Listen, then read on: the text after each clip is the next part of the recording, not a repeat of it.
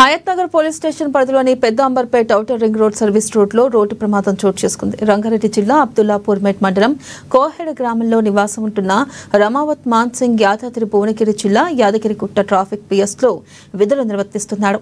కాగా రోజులానే డ్యూటీ ముగించుకుని తన ఇంటికి మాన్ సింగ్ తన బైక్ పై వస్తున్నాడు.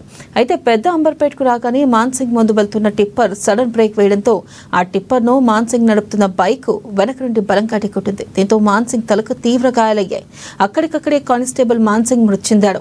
దీంతో అటుగా వెళ్లే వాహనదారులు పోలీసులకు సమాచారం అందించడంతో ఘటనా స్థలానికి చేరుకుని మృతదేహాన్ని ఉస్మానియా ఆసుపత్రికి తరలించి కేసు నమోదు చేసి దర్యాప్తు చేస్తున్నారు.